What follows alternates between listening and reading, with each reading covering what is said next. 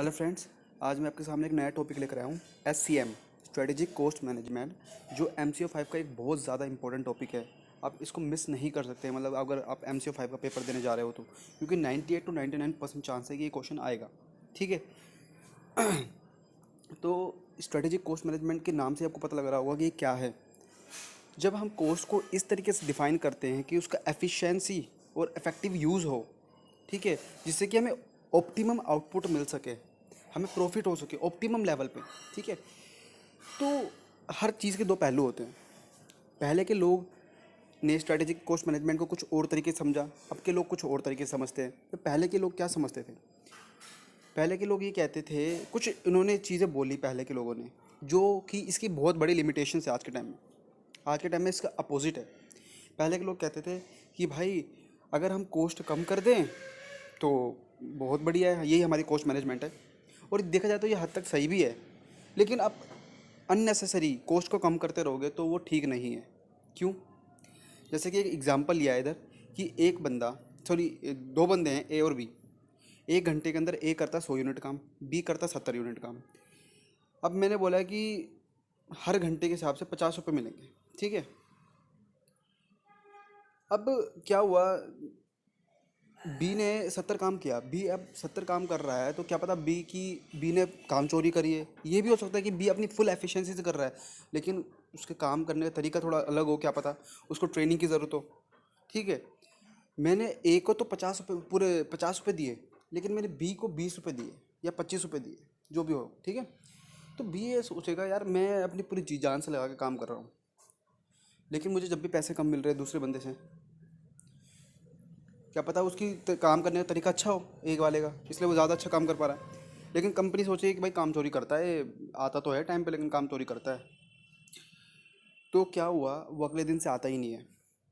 अब इससे क्या हुआ, कंपनी को जो पहले 70 यूनिट बन रहा था, अब उसका भी लॉस हो गया। अब 70 यूनिट भी नहीं मिल रहे।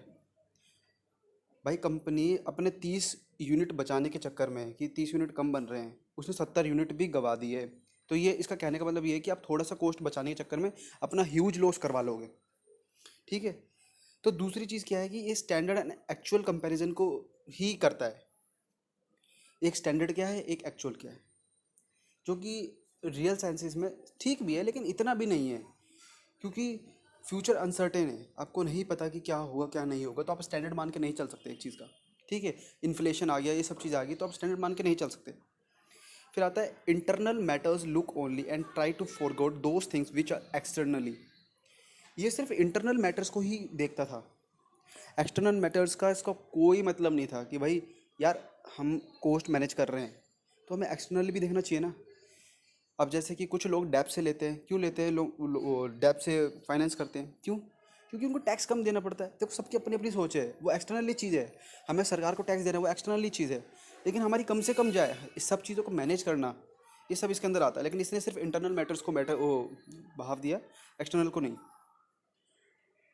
शॉर्ट टर्म अप्रोच, ये एक तरीके से शॉर्ट टर्म अप्रोच है। ठीक है। लॉन्ग टर्म अप्रोच नहीं है, ये भी प्रॉब्लम थी इसकी। अब बात करते हैं SCM, जो मॉडर्न अप्रोच आई है, उसके कंपोनेंट्स क्या क्या है। Strategic positioning analysis, cost driver analysis and value chain analysis.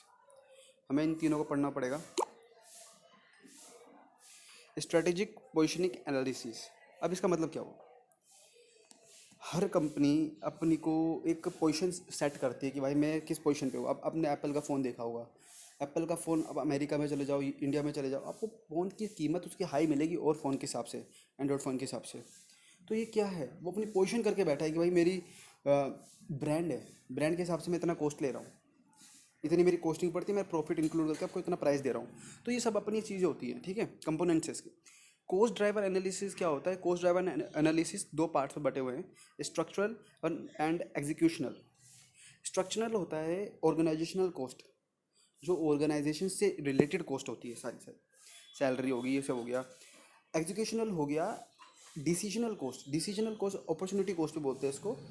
इसके अंदर अब क्या होता है, जैसे कि मैंने बोला कि कंपनी के पास दो प्रोजेक्ट है, या तो वो इस प्रोजेक्ट में लगाए, या तो वो पैसा अपना दूसरे प्रोजेक्ट में लगाए। वो ये देखेगी कि भाई इसके अंदर कॉस्ट ऑफ कैपिटल कितनी आ रही है, हमारी कॉस्ट ऑफ कैपिटल कितनी है टोटल, मुझे उसमें ज़्यादा रिटर्न ज़्यादा मिलेगा या उसमें ज़्यादा मिलेगा, उसके हिसाब से लगाइए वो। तो ये एग्जीक्यूशनल कॉस्ट होती है, ठीक है। फिर आता है हमारा third, value chain activities. Chain of activities through which organisation provide value to its customer. ऐसी चीज़, ऐसी एक्टिविटीज़ जिसके थ्रू कस्टमर सेटिस्फाई होता है। सेटिस्फाई क्या मैंने चीज़ बना ली, कस्टमर सेटिस्फाई हो गया, यार कस्टमर के पास पहुंचानी भी तो पड़ेगी, ठीक है। अब दूध हो गया, अब कस्टमर के पास पहुंच रहा है, लेकिन मुझे उस दूध को इस टाइप का रखना है कि वो फ्रेश रहे, तभी तो कस्टमर फुल सेटिस्फाई होगा। अब ख़राब पहुंचेगा तो कोई मतलब थोड़ी ना बनता है। अब 10 दिन बाद पहुंचेगा मतलब थोड़ी ना बनती कोई चीज़। तो तरीके से टाइमली पहुंचाना, सब चीज़ें करना, जो ये वैल्यू एडेड चीज़ें होती है सारी सारी। ये प्रोडक्ट होता है, प्रोडक्ट के वैल्यू में ऐड करते हैं इसको।